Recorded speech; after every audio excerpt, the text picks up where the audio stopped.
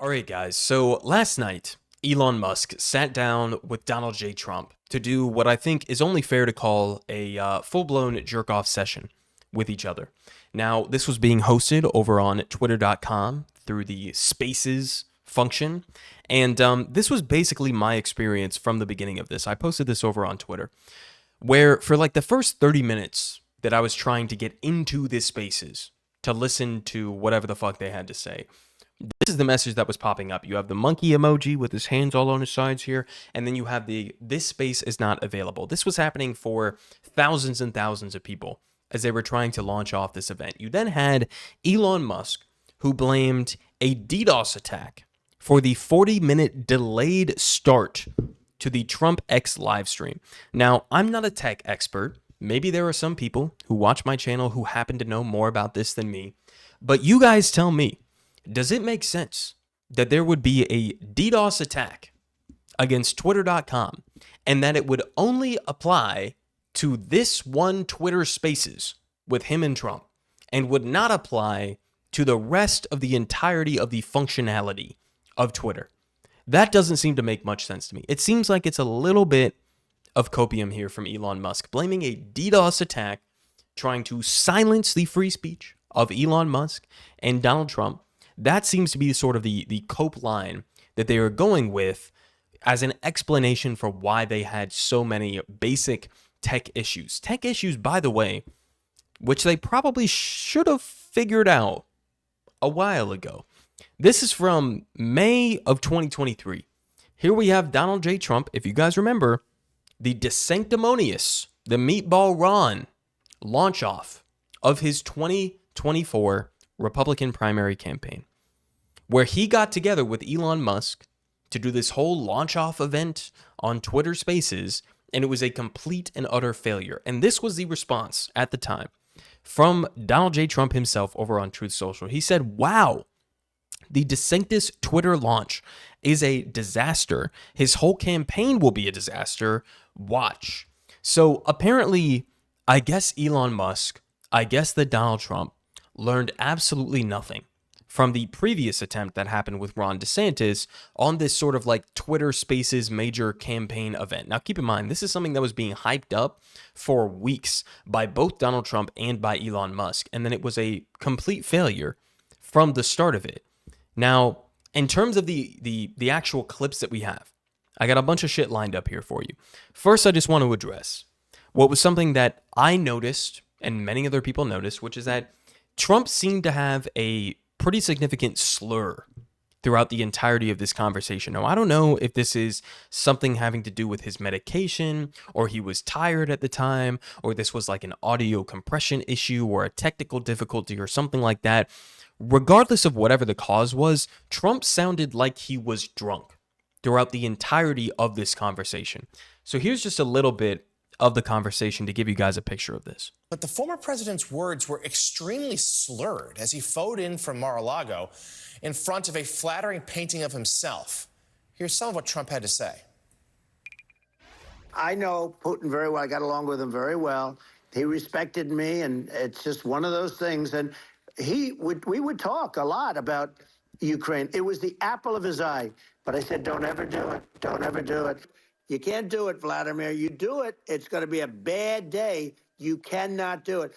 And I told him things that what I do, and he said, no way. And I said, way. But the former president... Okay, so if anything, guys, in terms of the slur, that was a mild excerpt there in terms of what it sounded like overall, at least from my perspective, right? So on the slur, again, you could explain it away and say that maybe he was tired, maybe his dentures were falling out. You could say maybe it was just an audio compression thing because for some reason Trump decided to have like a $20 Chinese-made lav mic that was strapped to his chest that, was like a 2-for-1 deal on Amazon.com, and it was a terrible mic that he was using. I don't care what the explanation is. It's kind of pathetic to me either way that like you don't have audio engineers surrounding you. Like you don't have anybody who could possibly make this sound better on your end or on Elon's end, whatever the case may be in terms of his slurring of his words. But in terms of the content of what he was just saying, did he just say, now first off, let's remind ourselves, the picture The picture that's in the background here, is this Trump in a tennis outfit and like a cardigan type thing? I don't even know what you would call this. I've never worn something like this, but this is a Trump painting, a Trump portrait that is in the background of this Trump campaign recorded video here, where he was on the phone with Elon, as you can see in this clip here right here. What is this painting that's in the background? Okay, let's move on from the painting, right? Maybe that's not as substantive. But the other point that I was going to make is that, guys, the context of this interview is that this is Elon Musk who's having a conversation with him. Now, to be fair, Elon Musk is not a journalist. He doesn't proclaim to be a journalist, so I don't think that you could reasonably expect him to ask difficult, substantive questions of somebody like Donald Trump. But even with that being the standard, this was a pretty pathetic interview, okay, if you ask me. But on top of that, you also have the added aspect that Elon Musk is a donor to Donald Trump, potentially by the millions. He is an active donor to Donald Trump, who also happens to be the owner of this website, Twitter.com. Now, obviously, this interview was being promoted to everybody who has a Twitter account. And then you also have the conflict of interest where Trump is now advertising on Twitter, meaning that Trump is directly giving money to Elon Musk via Twitter. So you have sort of like multiple layers of a conflict of interest here when it comes to this interview, right? And I think that that's kind of, I don't know, I guess we'll say notable for now.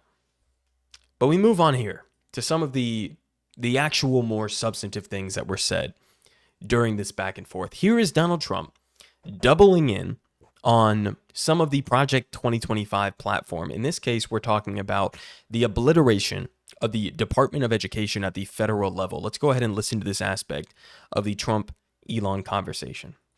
And what I'm going to do, one of the first acts, and this is where I need an Elon Musk. I need somebody that has a lot of strength and courage and smarts. I want to close up Department of Education. And what I'm going to do, one of the first acts, and this is where I need an Elon Musk. I need somebody that has a lot of strength and courage and smarts. I want to close up Department of Education. He wants to close up the Department of Education.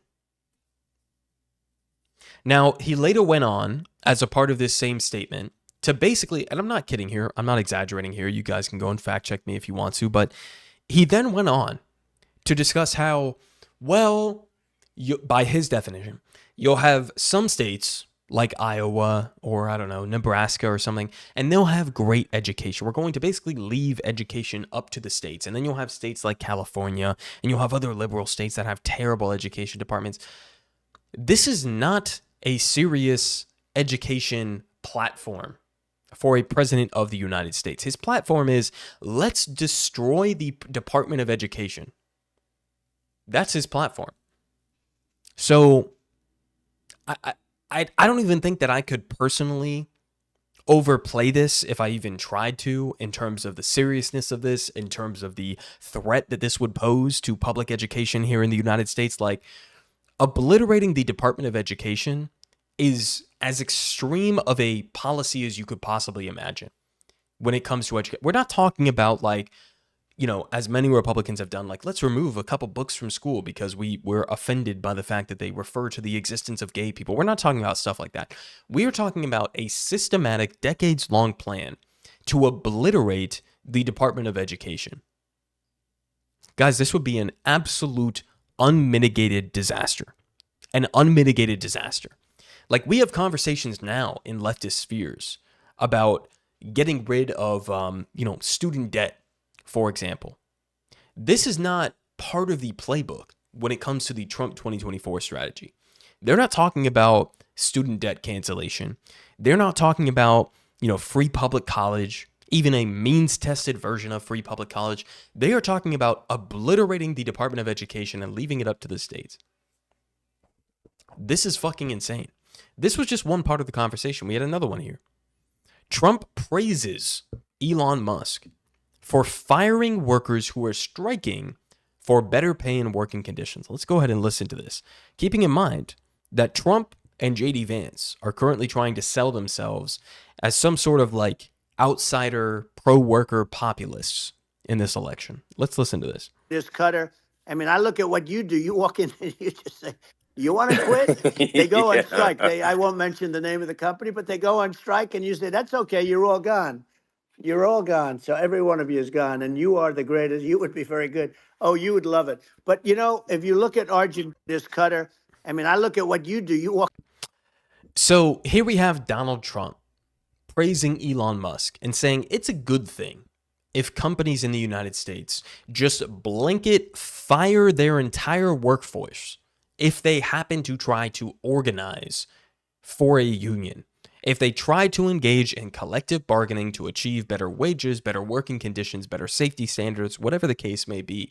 Here is New York real estate billionaire Donald Trump tag teaming with the richest man in the world, Elon Musk, to say, look at how evil unions are, right? The notion that workers would even try to engage in collective bargaining, that is something that should be condemned. That is something that should be given a full frontal assault from the capitalist class. That is what Trump is saying here. So to anybody who's confused about whether or not Trump or JD Vance are like pro-worker populists or something, here's your answer. He is praising the richest man in the world for firing workers who dared to try to collectively organize for better pay and better benefits and better working conditions. That's what Trump is doing here. Again, you guys don't need me to remind you of this. This is a guy who his biggest accomplishment when he was the president was a massive tax cut for corporations in the billionaire class. This is not somebody who is a champion of working class issues. Now, that's not me praising Kamala Harris as if she's the new FDR or she's the new, Vladimir Lenin or something like that. Of course not. Of course not. But this is who Donald Trump is. This is who Elon Musk is. This is who JD Vance is. They are all like this. They have some tangential issues around the edges. JD Vance, I just recently saw talking about the child tax credit. Okay, you voted against the child tax credit, or you were absentee in the vote for the child tax credit last time around. Now he says he's in favor of an enhanced child tax credit. You could look around the edges and try to point out places where Trump or JD Vance or somebody like that is a quote-unquote populist. But overall, you look at their agenda. Their agenda is to serve the billionaire class. Their agenda is to attack the working class whenever they try to exercise their right in order to collectively organize. Okay? That is what their agenda is. And he makes it explicitly clear here with Elon Musk laughing along the entire way. Now, we also have here, predictably, I think, Trump slurring and saying that he is actually okay with climate change. For what reason? Well, of course, from the New York billionaire real estate con man. His reason is that it will create more real estate in terms of oceanfront property. Let's listen to this clip here. The biggest threat is not global warming, where the ocean's going to rise 1/8 of an inch over the next 400 years. And you'll have more oceanfront property, right? The biggest threat is not that. The biggest threat is nuclear warming. Okay. Now, interestingly enough, there was also a part in this where Elon Musk and Donald Trump were collectively mostly this was led by Elon Musk, but he was sort of like attacking the idea that nuclear fallout is a big idea, which kind of contradicts with what Trump was just saying there, that the biggest threat is not climate change, the biggest threat is nuclear warming, right? Which, to some extent, okay, sure, nuclear war is a massive threat. That's something that I'm worried about right now, especially as Israel is trying to drag us into a global war, a regional war in the Middle East. Like, that's something that I take seriously with Russia and Ukraine and everything else that's going on around the world. But the idea that climate change is not a real threat, this is somebody who does not give a single solitary shit about climate change. That's what he's saying here. To him, climate change is, okay, maybe you'll have better beachfront property for some homes that are slightly inland, I guess, right? So there's Trump's position on that. Now we also have Trump calling Joe Biden a stupid face. This is a clip where, okay, let's just go ahead and watch it and see what he has to say here. And could have stopped that. It wouldn't have happened. But we had a man that actually made it more prevalent. It was so bad. The words that he was using, the stupid threats coming from a stupid face that he was using, I said, this guy's going to cause us a war. He's going to cause us. And let me tell you, Yeah, it can yeah. lead to World War III. That can lead to World War III. The Middle East can lead to. We have numerous places that could end up in a Yeah. World War III right now for no reason No, whatsoever. I think you're right. I think people underrate the risk of World War III, and it's just when you're looking at the risk of global thermonuclear warfare, it's game over for humanity, and it's something that people have, I think, after the end of the Cold War, people have become complacent about, but they're Okay, so there you have it, guys. Basically, it seems like Trump's main critique of Biden, who, by the way, is not his current opponent for the 2024 election. He can't seem to get past that, but he's attacking Biden for, I guess, egging on or being somehow complicit in the Russian invasion of Ukraine. Trump basically wants to go with the line of, if I was president at the time, Russia never would have invaded Ukraine. You guys explain to me exactly what his logic there is. I mean, maybe his logic is that he would have come out and said that Ukraine would have never joined NATO. I don't know what he's really talking about there. He talks about how Israel and this Middle East conflict never would have ended up happening or getting to the point where it is right now if he was the president.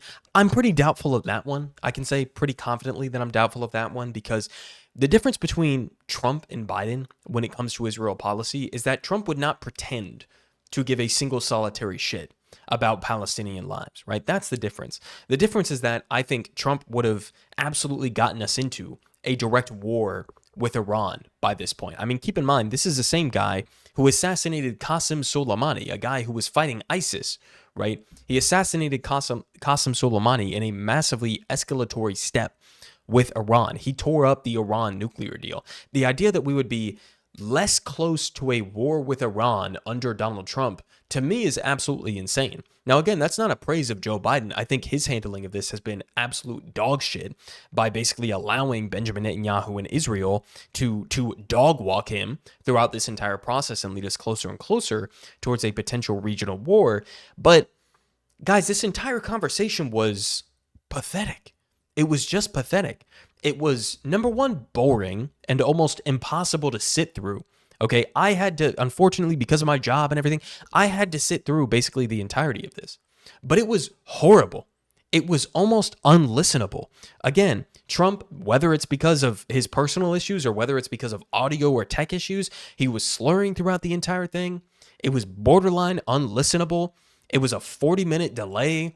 They were rambling. It was boring, rambling over and over and over again throughout the entirety of this conversation. The first 30 plus minutes of this was Trump rehashing the assassination attempt, which he said previously that was something that he was never going to talk about again. This was just, it was boring as shit. It wasn't revelatory in any way, shape, or form. And it was Trump rehashing some of his most insane positions. Politic guy has the best politics. Believe me, no one does it like him.